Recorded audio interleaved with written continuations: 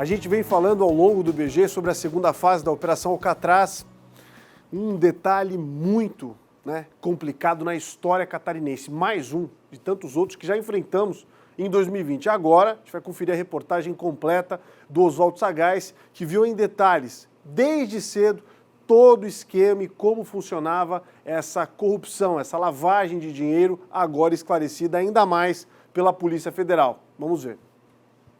Desde as primeiras horas da manhã, policiais federais e agentes da Receita Federal foram para as ruas nas cidades de Florianópolis, Biguaçu, Joinville e Xanxerê. O foco desta fase, batizada de hemorragia, envolve contratos firmados por secretarias do governo do estado, empresários do ramo de tecnologia e servidores públicos. Segundo a investigação da PF, contratações de serviços eram feitas sem cotação prévia de preços ou ainda instruídos com orçamentos apresentados por empresas que possuíam um relacionamento com seus sócios. Essas informações levaram indícios concretos, provas robustas, de direcionamentos e procedimentos licitatórios do Estado de Santa Catarina desde ao menos 2006. Esses procedimentos licitatórios, muitas vezes, ou não tinham qualquer orçamento prévio apresentado, ou existiam orçamentos apresentados por empresas que tinham relacionamento societário e comercial entre elas. Durante a investigação foram apontados 5 núcleos de investigação distintos, principalmente relacionados às empresas de tecnologia da região.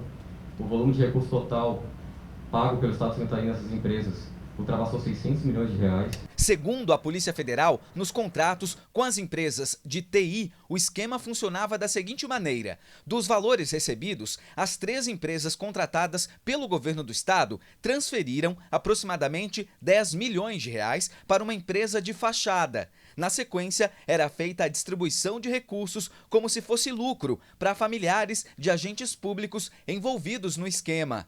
A Receita Federal também identificou contratos com o governo catarinense, onde houve a transferência de 163 milhões de reais para uma empresa privada ligada à saúde. Dessa quantia, a empresa repassou mais de 16 milhões de reais para uma empresa de consultoria fantasma.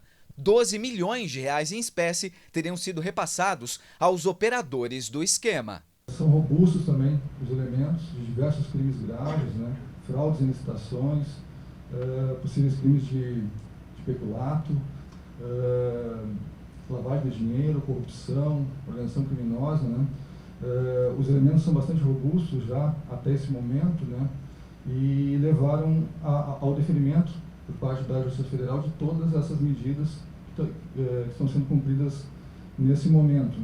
Os policiais cumpriram 34 mandados de busca e apreensão, 11 mandados de prisão preventiva e 9 de prisão temporária. A Justiça ainda determinou outras medidas cautelares, como o afastamento da função pública dos agentes investigados, a proibição para se ausentar do país e o bloqueio de bens e patrimônios. Nesta segunda fase da operação, 10 pessoas foram presas preventivamente e outras 8 prisões temporárias. Entre os detidos está o deputado estadual Júlio Garcia, ex-presidente da Assembleia Legislativa. Todos os detidos serão ouvidos ainda hoje aqui na sede da Polícia Federal em Florianópolis. Assim que derem seu depoimento, vão receber uma tornozeleira eletrônica em função da pandemia e vão responder em casa. Os operadores financeiros de regra que apareceram durante a investigação, eles recebiam valores das empresas contratadas pelo governo estadual através de contratos simulados e repassavam esses valores para pagamentos ou em recursos de espécie ou bens adquiridos em proveito do núcleo político da organização criminosa e respectivos familiares.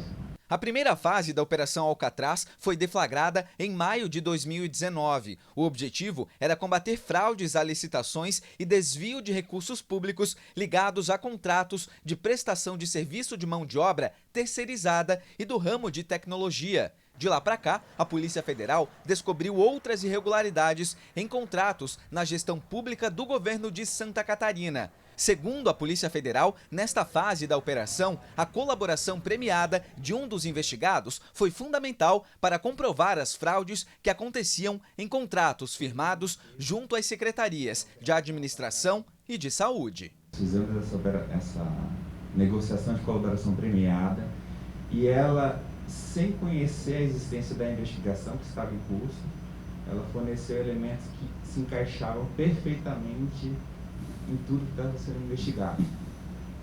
Ou seja, ela falou a verdade e trouxe provas e apontou pessoas que recebiam dinheiro, valores de propina, que nós tínhamos a informação sendo investigada. Então, completou lacunas e robusteceu a toda a prova que estava sendo investigada.